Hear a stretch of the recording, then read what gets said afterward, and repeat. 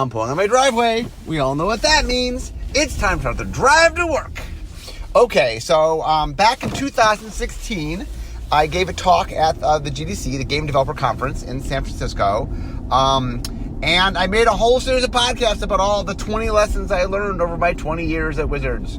But it turns out that I learned more than 20 things. So I decided to start another podcast series that I'm going to do occasionally that I'm just calling Other Lessons. And the idea is I'm just going to take other things that I've learned about and just talk about them. So today is another such lesson. So today's lesson is people overvalue ideas and undervalue execution. So let me explain what I mean by that. I think if you look at, I like to look at movies as a good example of how we communicate things. So let's take a look at movies for a second and talk about how we show somebody coming up with a great idea and executing on it. So normally what happens is you first see the person, they're presented with a problem. You see them encountering the problem. And then you see them somewhere, usually where they're dealing with something that's not the problem, but somehow there's a connection and they have the eureka moment. That's a very sexy thing where they, all of a sudden, they realize something. And depending on the kind of movie, sometimes it's just you see the actor just goes, oh, I have an idea. And sometimes there's, graphics or something to help explain what's going on in their head. But anyway, they have this idea and okay, then when we get to the execution part of the idea, it's a montage. It's a whole series of things that happen put to music and, sometimes there's repetition or whatever, but it's put to a montage. And what that means is that the idea, the generation of the idea is the sexy moment of the storytelling, right? Is like, they give you a little bit of time to watch the buildup and watch the organicness of the idea happen. But then the execution part of it is like, oh, that's boring. We'll just put it to music and yeah, they figure it out, right? And I think what that tends to do is it tends to create this illusion in my mind that, the idea, that was the hard part. And once you come up with the idea, then there's some busy work to make it happen. And I think that sort of version of the story, how we sort of talk about this really colors people's influences on what matters. And the reality is, a couple things. One is the idea of the magical eureka moment. Not that it never happens, it does. But really, that itself is kind of a fake thing. Like most of the time when you solve something, it is not a moment of inspiration. You know what I'm saying? That is so sexy. The reason that people, and I'm guilty as anybody of telling this story. When you want to describe something, the eureka moment is just this sexy kind of moment of discovery, right? That it's really cool to think of the idea that I didn't have the idea. It was just mulling in my brain. Then bam, a thunderbolt hits me and I have the idea. But that's not really how most ideas work. Usually what happens is you have an inkling of an idea. You have a general sense. You play around with it. And as you work with it, you slowly refine the idea. So I'm going to use writing as an example because that's my background. That when you write something, your first draft is you're trying to come up with what you think, a cool story is. And you spend a lot of time thinking about it and plotting and this and that. But what happens is you sort of organically write as things come along. And then as you rewrite, and once again, the real work of any art is not necessarily the beginning of it. It's the refinement of it. Like writing is a good example where there's a lot of excitement in the raw writing part of it. But most of the work gets done in the rewriting. Most of the work is like, okay, I spit this out, but things aren't working for this reason or this story doesn't, and I need to change this. And, and you start, as you sort of iterate on something, you start to figure out, you slowly solve your problem. And I think that, one of the ideas today is I just want to communicate, I want people aware of the idea that we sort of, we really put ideas on this high pedestal. Like, ideas are so important. That is the magical sauce that makes things work. And I think we take execution as like, yeah, you gotta do it, but. And I don't think what people realize is when you see something that really excels, that something that's really exciting, that it wasn't necessarily the idea that made it so amazing. That really what made it amazing was the execution. So I'll use a magic example. War of the Spark. So War of the Spark is a set with 36 planeswalkers in it. Now, normally a Magic set will have 2 to 3 planeswalkers. Maybe in a core set we'd have 5 planeswalkers. But like, you just don't have a lot of, you don't have a lot of planeswalkers in the set. But we wanted to tell a story of the War of the Spark. It's a planeswalker war. And so the idea we had was, what if we had a set where we couldn't do all, but many of the planeswalkers were all in it together. Like, this is just, we have lots of planeswalker characters. What if the majority of them were all together in one set? And I think a lot of people look at that, they go, oh my God, 36 planeswalkers, that's exciting. And they really get caught up in the idea to have 36 planeswalkers, that's what makes this amazing. And the answer is no, it's not. 36 planeswalkers is not the cool part. The cool part is the execution of the planeswalkers, is the idea of having uncommon and rare planeswalkers, of having static abilities and triggered abilities, of having hybrid, of having just negative loyalty abilities so that you could use them up but they don't refill, and combining it with proliferate. Like, there's all these little things that make it work. But it is not this idea that in a vacuum, just the concept of having 36 planeswalkers. And here's the biggest thing. Ideas take nothing. You know what I'm saying? Like, ideas, a good designer, or artist really, will come up with many, many ideas. I think there's definitely this concept that ideas are this commodity that are so important. And the reality is, an idea without execution is nothing. It's nothing. You know what I'm saying? That what makes an idea have value is that there's a way to execute it. An idea you can't execute is whatever. It's like, hey, I got you a picture of a present. Until you get the present, it doesn't matter. Like, well, here's the idea of what the present would be. No, I need the actual thing.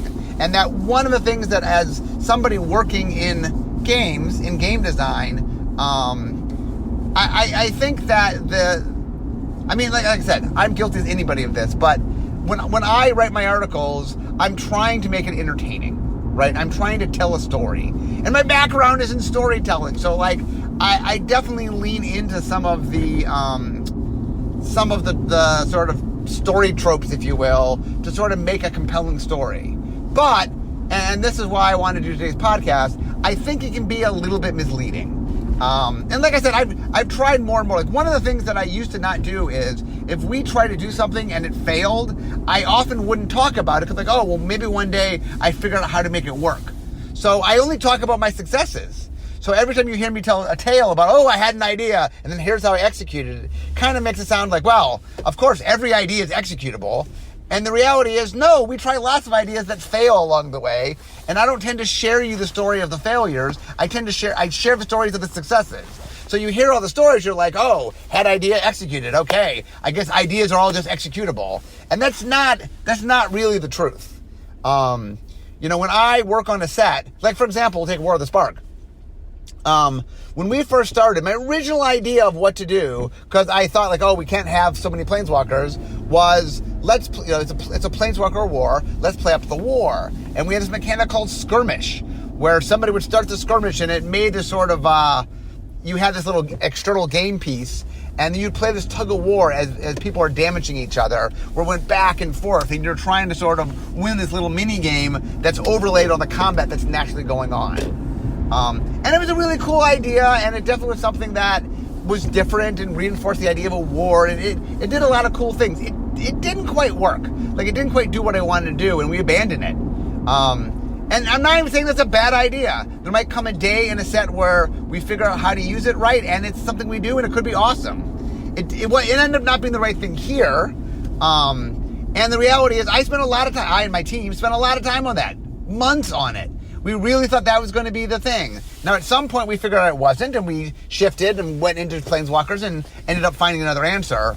But I don't want people feeling like the design for War of the Spark began. I said, in the shower, 36 Planeswalkers, and bam, then we're done. Like, no. Just even getting to the idea that the Planeswalkers was what we're going to do, or how to execute that, all that, well, I mean, like I said, it's not that the idea didn't matter, it's that it was the execution that brought it to life. So, okay, big picture. Why am I sharing this with you? So, to explain why I'm sharing this with you, I want to tell a story about my wife. Laura is my wife, if you don't know. I don't talk about my wife all that much, but I'm going to tell a story about my wife. So back in 2000, Laura and I had our first baby. I mean, she had the baby. I helped, I guess, but she had a baby. And Laura, I met Laura at Wizards. But when Rachel was born, Rachel's our oldest, Laura decided to stop working and take care of Rachel. And so she joined a young mothers group. It's a very common thing. Or I say young, a new mothers group. Not saying the mother has to be young, but the idea is for people who are having their first child. And what they do is they get, I think her group had 10 women. All of the women had their first child within a 3-month window. And I think when they started, all the babies were 3 to 6 months old. And the reason this was so important is that, taking care of a baby is very demanding and very hard. And that one of the things that's very intimidating when you get a baby, your first baby especially, is you don't necessarily, there's not like training that comes with the baby. You know what I'm saying? Like, it's funny, like, my youngest daughter right now is trying to get a driver's license. And she has to take like 2 months worth of classes, and then she and I have to drive for 50 hours. And then she has to take a written test and a driving test and pass both to get her driver's license. So in order to become a driver, she has to put in probably 100+ hours of work and take 2 tests, pass 2 tests to be able to drive a car. Well, having a baby, you don't need to do much of anything. There's no license, there's no baby license you have to get. You come home from the hospital and you have a baby. And that is very intimidating when it's your first baby, because you've never had a baby before, and there's a lot. Taking care of a baby is a lot of work. And so the reason that she joined the group was that she just needed other people have other people that she can turn to and get help and advice, and just have more people that can sort of explain, sort of they can work together to figure out how to raise a baby. But the interesting thing is the thing that ended up being the most important thing, which is not what Laura realized when she joined the group, but the thing that was the most valuable thing was that something would happen to Laura and she'd feel horrible about it. She would change Rachel on the changing table, and one day Rachel rolls off the table because Laura didn't realize that she could roll quite that aggressively, and Laura felt horrible, and then she goes to her meeting, and she's like, oh, I still feel so horrible. My baby rolled off the changing table. And then every other month, like, oh, my baby did that too. And like every baby, like the idea of your baby rolling when you're not expecting it, because at some point babies start rolling, is a very common thing. And this thing that Laura felt so bad about that she had done and made her such a horrible mother, it's like, oh, every other mother had done that. It's not a unique thing. That's a very common thing. And that one of the things that's so empowering and helpful to her is realizing that all of these things that made her think like, oh my God, what's going on? Why is my baby doing this odd, strange thing? That you're like, oh, no. Babies do that. That is a common experience. And it was very, very valuable to her. And in some level, the reason I want to do this today is the same kind of thing, which is, I don't think that game design, not a lot of people talk about game design, given more do now than when I first started writing my column, but, and I think that people tend to focus on the happy sort of end of things. It's like, I had an idea, and I figured out how it worked, and it's an awesome game now. Because a lot of the reason people write stuff is to It's part of selling their game and getting people excited about their game. I definitely write my column to share with people how game design happens. But look, part of it also is I'm trying to sell the latest set, right? I'm trying to get you excited for what I'm doing. So my stories tend to be stories of successes. And that is a little unfair to other game designers out there, because guess what? Most things I do as a game designer fail. That my successes are a minority of what I do. That a lot of what game design is about is iteration, where you try something and it doesn't work. So you try something else and it doesn't work. So you try something else and it doesn't work. And eventually you find something that works. But the issue is, along the way, when you are trying to make something happen, you don't know how close you are to making it happen. And you don't know if it will happen. There's no guarantee. I'm very optimistic. I like to go into things assuming there's an answer. But one of the things I'll be aware of is, and this is the way I tend to think of things, is usually there is an answer, although at times there's not. But the issue is really at what cost. Usually the answer is we can do this, but it comes at a cost. And the answer is at what cost. And oftentimes, it's not that it can't be done, is it can't be done at the cost that it's being asked to be done. For example, I want to do something, and digital is I don't know if we can program this. I'm is it possible? And they're well, we could program it. It just would require so many hours, and is it worth it? Or I'm trying to do something, and I have to deal with the rules manager, and can the rules handle this? Well, it would require rewriting whole sections of the rules. And we could do that, but is it worth it? And that's a lot of design. It's not so much, it's I need to do it in a way that works for the whole of what I'm doing, that works with the other teams I'm working with, that I need to make something that creatively can be expressed. I need to make something that can be programmed. I need to make something that can be played in organized play. I need something that can be edited. There's lots of different things I have to worry about. And so part of the process is trying things. And that means that I'm going to fail a lot. In fact, one of the things I talk about whenever we have a play test is the best play test is not a play test in which everything goes well. The best play test is play test in which you learn something. So if we have a play test where things go horribly wrong, but we learn and understand why they're going wrong, that is a very valuable and successful play test. Because the goal of a play test is to move on and improve. And the worst play test, to be honest, is when you play and I didn't love anything, but I didn't hate anything. It's everything was okay. That's a horrible play test, because it doesn't help you move anywhere. You know what I'm saying? If I have a play test where everything just falls apart, or a mechanic is just utterly broken or unfun, I learned not to do that, or I learned why. I learned something about what I need to change.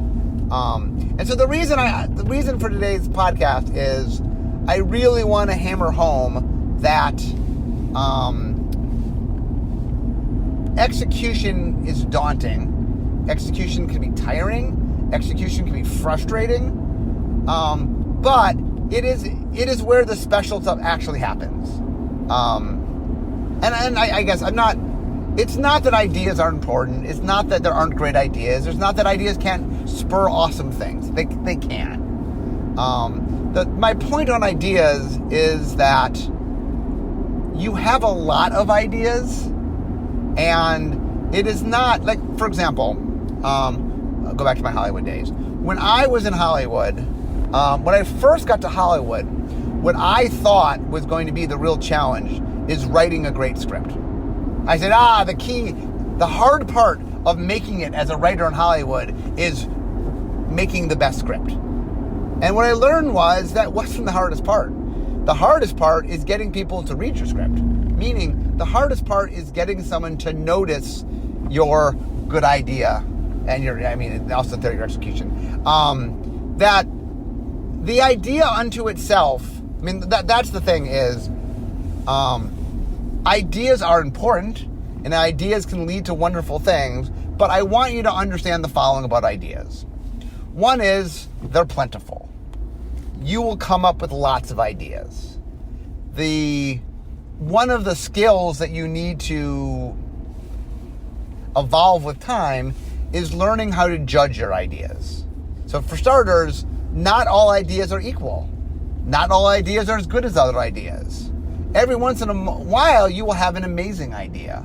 But it's important that you recognize when it is an amazing idea versus when it's just, oh, it's a good idea, or it's an okay, understand when, like one of the things that's really important is, and this is a lot of what vision design is all about, is in order to do greatness, you have to have a target and a focus. You know what I'm saying? Like, okay, for example, let's say War of the Spark. Once we said, okay, what would it take to have all these planeswalkers in the set? That was a really interesting idea. But I had to approach it saying, is this something we can do? Is this something that's possible?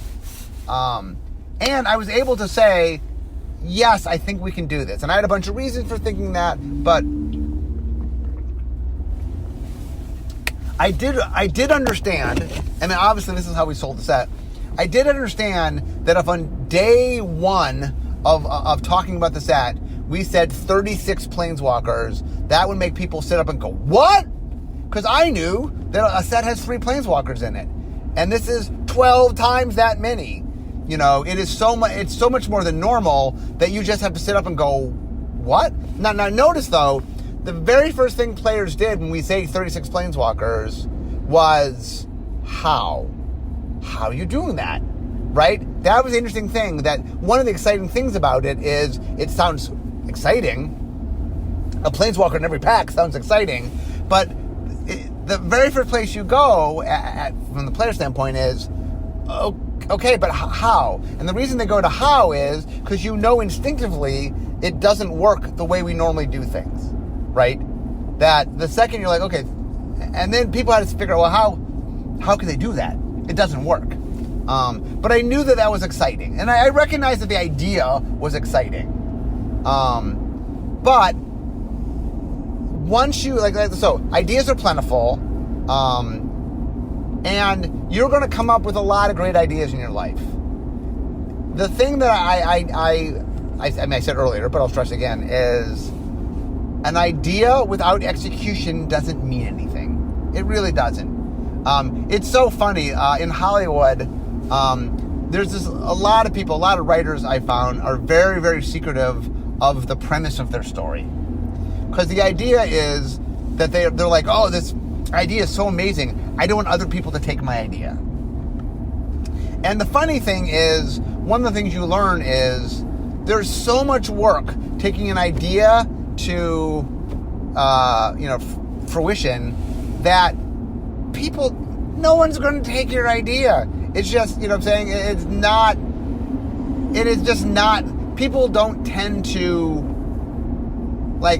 it is something that requires a lot of work to use. And really what you're trying to sell is not just the idea, but the execution of your idea. And that if someone else even took your idea and just doesn't execute it correctly, a lot of ideas don't work unless executed correctly. And so really what you're selling is not just the idea, it's the executable version of your idea. And that is, so when I say we overvalue ideas, what I mean is not that ideas aren't important, but I think we don't understand that idea by itself, idea without execution, has very little value. That what is of value is idea plus execution. And the biggest portion of that is the execution. Now, let me talk a bit about execution. And this is why I told the story of my wife's new mothers group, which is, I don't think I do enough to say to young game designers or new game designers that it's going to be hard. I talk all the time about how my job is awesome. It's a dream job. I love my job, which I do. But that doesn't mean there aren't hard days. So, for example, I've told this story before, but a quick version is I worked on a set called Scars of Mirrodin many years ago. And we started with a premise that seemed interesting. the idea in a nutshell was that we would visit what seemed to be a new world, in which some of our oldest villains, the Phyrexians, were like it was a Phyrexian homeworld that it called New Phyrexia. And the idea was, we'd meet the Phyrexia on New Phyrexia, and then only at the end of the story would we realize that this world is a world we've been to before that's been completely changed. The Phyrexians have been here and conquered it.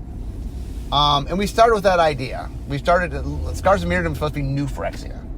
And, oh my God, I didn't know how to do it. And I tried all sorts of different things.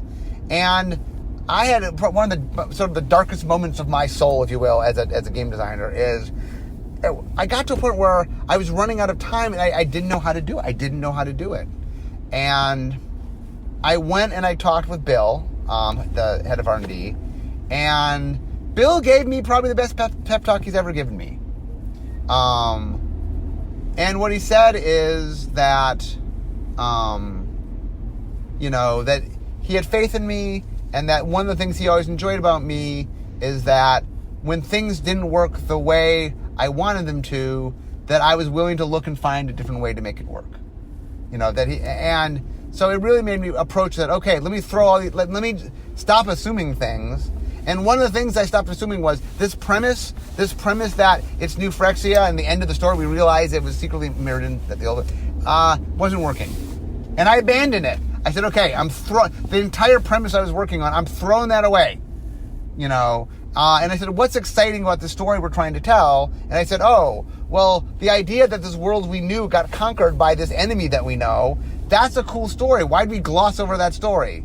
Why'd we, at the last second in a little tiny wink at the end, say, oh, by the way, this exciting thing happened that we didn't tell you about? And I'm like, what if that was what this whole block was about, was the conquering of this world? And the idea was, okay, the first set, we see the Phyrexians, and they're just there a little tiny bit. And the second set, it's a war, and half the set is the Phyrexians, and half is the Mirrans. And the third set, we don't even know who's going to win. And that was the big drama of, who's going to win this war. Bill, by the way, technically, Bill came up with the idea of having two set names. That was two different versions. That was Bill's idea. But anyway, but this whole idea was the path I had gone down that I was trying to make work just didn't work. And I abandoned it. In my hour of need, what I realized was the idea that I was trying to make work just wasn't working, or not in a way that did what I needed to. And what I needed to do was retreat a little bit and said, okay, what's the cool thing I'm doing here? It seems like we've set up this neat story, and I loved the idea, but I'm like, we're just putting the spotlight in the wrong place. New Phyrexia is not the beginning of the story, it's the end of the story. We have a cool story, but what I was doing is starting at the end and then going, where do we go? This is the end of the story. And then when I backed up, all of a sudden, floodgates. You know what I'm saying? Once I realized what we were doing, it came pouring out. And we started understanding what we were doing. And the reason I tell that story is, I don't know how often I tell a story where it's I tried something, and I tried, and iterated, and just didn't work. I had to abandon it. Because I think one of the lessons I want people to hear that are doing design is, I know there's this magical story of the thunderbolt moment, and then just, chug along to your montage and you solve it, and then, hey, everybody's happy. And that's kind of the movies. That is not really how it works. That a lot of what makes things happen is putting in the time and energy to slowly, iteratively figure out your problem. And that the real solution, the real amazing things that happen, and I'm not saying there never is a thunderbolt moment. I'm not saying that never happens. It does. But that is the exception. That's the rarity. The idea that I'm just someone this, that is not. And even when you have the thunderbolt moment. So, for example, I will tell the story of Magic's origin. I've told this before, but I'll do the short version. So Richard Garfield and friend, Mike Davis, go to Wizards of the Coast to sell Robo Rally, but Peter Atkinson says to them that's too expensive a game to make. The components are too much. I can't make that. But I do have access to a printer. I have access to artists. I can make cards. That's what I can make. Can you give me a dynamic card game? And so Richard walked away, and this is a moment Richard had, sort of a aha moment, a thunderbolt moment, where he came up with the idea of doing a trading card game. That, what if you combine sort of the coolness of trading cards, with randomized cards, with a card game? So trading cards, card game. Okay, but the interesting thing about that is, well, that's an amazing idea. What makes Magic amazing is not that in a vacuum. What makes Magic amazing is Richard then said, okay, how do I do that? How do I make that happen? And he spent a lot of time sort of figuring that out. Because, like, one of the biggest problems, for example, what he calls the queen problem. So imagine you're making collectible chess, and you get random pieces. And you can play any piece you want. Why wouldn't you play 16 queens? You know what I'm saying? In collectible chess, why would you ever play a pawn or a rook? Why not just play, you play 15 queens and a king, but why not just play the most powerful piece? Why, if there's cards of varying power level, why would you ever play anything but the absolute best cards? And from that came the color wheel, came the mana system. Like, Richard had to build in a lot of answers for why won't you always just play the best card? And through that, he sort of came together and made what is Magic. But it wasn't as if he had the aha moment and poof, Magic was born. No, that was just the impetus. That was sort of the bullseye he was aiming for. And that's what ideas are the best at, is just giving you direction. Like, one of the things that I've learned time and time again, and this is what vision is all about, is people need direction. That designers need direction. And that what ideas are good for, and once again, when I say ideas are overvalued, that doesn't mean they shouldn't be valued at all. Ideas are an important part of the process, but ideas are there to give guidance, and that you want to use the idea to push you in the right direction so that you can iterate and make the things you're making. But A, you have to be able to evaluate your ideas to figure out what your good ideas from your bad ideas are. B, be aware that ideas can change, that just because you start down a path doesn't mean you stay down that path. Like, one of the things that you do once you get to the iterative process of execution is try things, but recognize if something's not working, you can back up. The way I kind of like to think of it is, imagine you're trying to do a maze, okay? And you're trying to find the exit to the maze. Well, the way you do a maze is you try one path, you go down the path, and at some point you might come to a dead end. Well, when you do, you go back and find the point where you didn't have a dead end, where there's another opportunity. You retrace your steps back, and then you try another avenue. And a lot of finding a maze, there's some trial and error to finding it. The execution is very similar in that try things, take what you think is your best bet, but if that doesn't work, okay, like, realize that at some point what you need to do when executing something is understand that it's not working, you need to try a different path.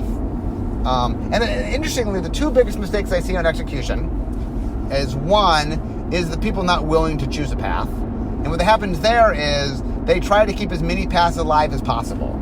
Well, maybe it'll be thing A or thing B or thing C. So everything I make will work with thing A, thing B, and thing C. And the answer is, in the end, you can't have A, B, and C. You need to be about something. You need some central focus.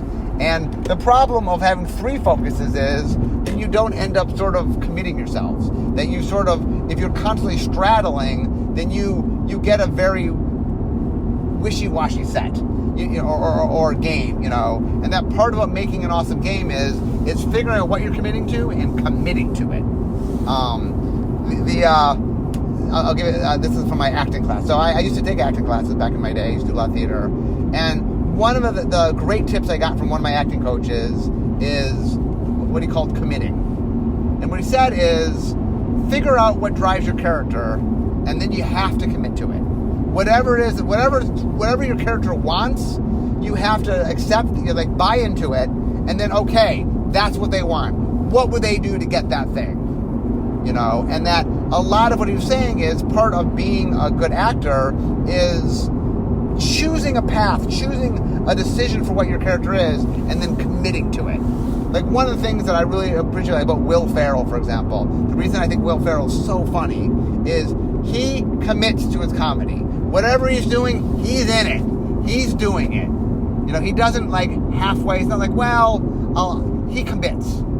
And I think in design, there's a similar quality, which is you got to figure out what your game is about, and you got to commit. Now, you can hit dead ends. Just because you make a choice doesn't mean you can not change that choice. Sometimes I committed to doing skirmish in War of the Spark. And at some point I'm like, oh, this isn't working. I'm not going to do that. I'm going to do something different. But I committed to it. When we did it, we did it. We tried a lot. We really tried to make that work. Because when we were doing it, we're like, this is what we're doing. Let's figure out how to make this work. And so be careful when you design stuff that you're not straddling too much. That you're not trying to understand, like that you're not choosing to make a commitment. The other mistake, and this is the sort of opposite end of the spectrum, is sort of I call the never giving up. I have an idea. I'm going to make that idea work till my eyes bleed. I'm never giving up on my idea. And the idea there is that I like committing. I like committing to something, but there comes a point at which you have to recognize if it's not working. And this idea of I'm going to do it and no matter what, and I'm all in, and no matter what happens, this is going to happen, also isn't healthy. That you want to commit to something and try, but if that thing doesn't work out, and you have to, one of the keys to doing design is recognizing when something is or isn't working. Like one of the reasons that play testing, one of the reasons that play testing is so important is you got to see what people are doing with your game. And if they're not having a good time, if they're not enjoying it, that means something is there that shouldn't be there. And that the reason you play test is to figure out what elements are and aren't working. And the elements that aren't working, you either have to pull or you have to change substantially enough that it changes how people interact with it. But I do find when I work with younger designers that it's funny, they either want to not commit or overcommit. But they understand the idea of committing at the right level. That takes a little bit of time. The other thing about overvaluing ideas, I think overvaluing ideas leads to the second thing I just described, where you're so enamored by your idea that you can't sort of loosen it up a little bit. Like in my Scars and Mirrodin story, that like if I wasn't able to say, okay, this isn't working, let me reevaluate where I'm starting from. Let me look at the core idea that I'm working with and see if there's something that I can shift from that. The other thing that's important to understand is not every idea, ideas thrive in the right place. And so another important to understand about ideas is it is not as if it's a good idea or a bad idea. Not that there aren't good ideas, bad ideas, but this idea that every idea is either a good idea or a bad idea is a little unfair. Really, ideas are contingent on the environment around them. And what I mean by that is, for example, I made the energy mechanic for original Mirrodin. And there was too much going on, it wasn't working. That didn't mean energy wasn't an interesting idea. It just meant, there in that place at that time, it wasn't doing what I needed. And so another mistake I see players make is they try to do something, it doesn't work, and they write off the idea as a bad idea. Rather than writing it off as, rather than judging in a vacuum, one of the things I do when I work on stuff is when I get rid of something, I always want to say to myself, is this a good idea in the wrong place or a bad idea, in the right or wrong place? But is the idea inherently something that I think will work somewhere else? So I'll take Skirmish as an example. I don't know if Skirmish will work somewhere else, but I know it didn't work there. I will keep it in the one of the things I do, I've done this for a long time, and having worked on a lot of sets, is I remember things that were successful, or things that I liked that didn't pan out. Energy was a classic example. I held on to that for years until I found a set where energy made sense. There's a lot of ideas that, for example, I'll use vehicles as an example. Here's a really good example where the idea of the vehicle, the concept of vehicles. Oh, these are objects and creatures use them, and then you could use them in some way. Existed for a long time. But we didn't know how to execute it. And it was a good example of an interesting idea that required very exacting execution. And it wasn't that, like, I didn't write it off as a bad idea. I wrote it off as an idea that I didn't understand the execution of. And that when eventually we came along with the world, Kaladesh, where they made sense, we spent some time and energy trying to figure out how to solve the problem. And we did, although the interesting thing about that is, I've mentioned this story too, is the ultimate solution was not even in Kaladesh itself. We were trying to work on a different mechanic in a different set in Ixalan, and the solution we had made for that problem, which ironically we made different to not step on the toes of vehicles, ended up being the solution to how vehicles ended up working.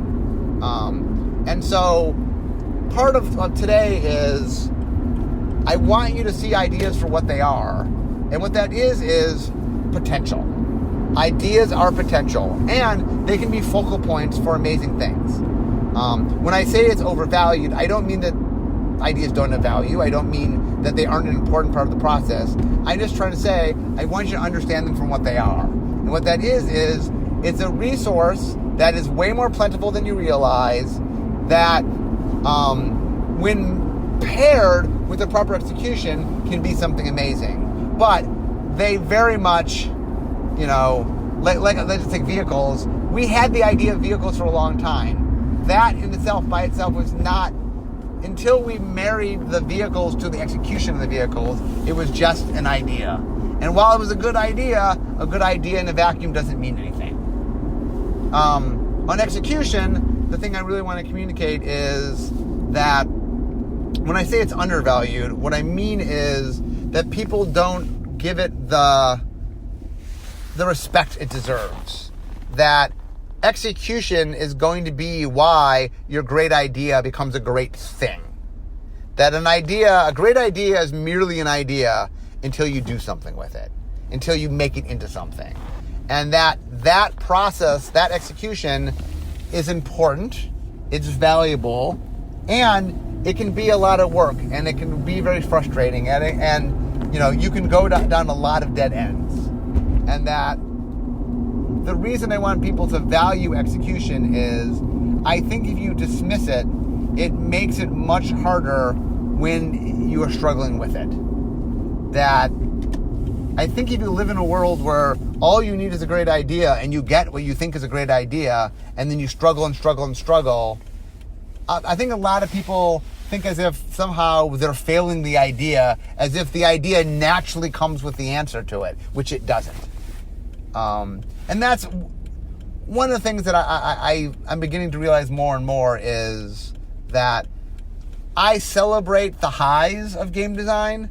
I celebrate the moments where there are great moments when you solve problems or you watch people play it for the first time, and there's a lot of really shining fun moments that come in game design. What I don't do nearly as much is I focus on the lows. Look, there are high highs, there are low lows. And the lowest of the lows tend to come from a time in which you feel lost, a time in which you don't know what to do, where the idea that you really had faith in isn't working, or the thing that you're trying, you're on your 5th, 6th, 7th, 8th, 20th, 30th, 40th, 80th, whatever. It's not working. And my advice to you is, A, be aware that there are other ideas, and so don't overcommit to any one idea.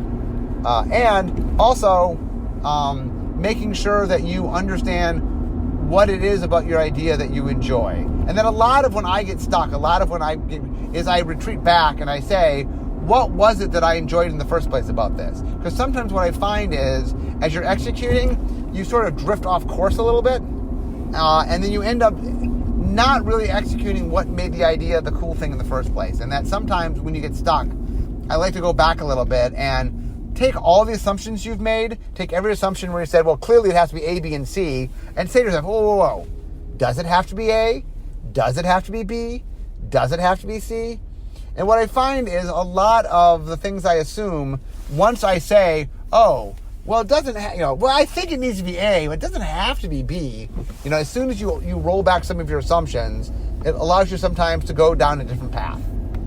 And that's a lot of what today is trying to say is you're going to hit dead ends. You're going to get paths that don't work. And that's okay. And that it is part of the process. That designing games can get really frustrating. That there's not always an easy answer. That every moment of it is not the high. That I think, a lot of times when I tell my stories, I because I talk about the successes, because I talk about sort of things going right, I tend to tell the story of what I call happy designer stories. Because even when I'm telling the story of distress, it always ends with, and then things worked out. You know what I'm saying? Even when I'm at my lowest low in the story, like you, the person reading it, know it works out because I'm talking about the successful thing that I'm doing. And I don't often tell and here's the horrible thing where it didn't work out sort of stories. Or even just in things that did work out, I don't dwell too much on I don't even dwell on the emotion of it. You know what I'm saying? I think that I really dwell on I kind of in passing go, yeah, it was hard. I give the montage version where like, yeah, this happened, and then, it all worked out. And I don't quite dwell on the months and months and months, sometimes years of, and it didn't quite work. So anyway, I'm driving up to work right now. That is today's lesson. People tend to overvalue ideas and undervalue execution. And so hopefully today, my goal is I'm trying to be the new mothers group of game designers and say to you, guess what? All games do that. All games give you problems. All games make troublesome elements. All games don't quite do what you want them to do. Every game is going to occasionally roll off its changing table. That is the nature of games. That designing games is hard. Designing games is very tough. Designing games can be very frustrating. And that, yes, there's lots of high, awesome moments. When your baby smiles at you for the first time, it's a joyous feeling. But you know what? You're also going to change a lot of diapers. So today's thing is try to say to you that it is harder than you might think. And a lot of that is because I think we gloss over sometimes in our telling of the fun story. We gloss over all the hard work and all the frustration and all the things that go along with making something amazing, with making an amazing game. Every moment it is not as if every time I'm making a game, every moment is, oh, this is awesome. There's a lot of moments of, this didn't work, that kind of sucked, that wasn't fun. But it's working through that and understanding that that's part of the process that helps you get to where you need to go. And so, yes, you need good ideas, but you also need good execution. Because the best ideas with the best execution is where the truly awesome things come from. Okay, guys, I'm now at work, so I hope you enjoyed today's podcast. But, as we all know, instead of talking magic, it's time for me to be making magic. I'll see you guys next time. Bye-bye.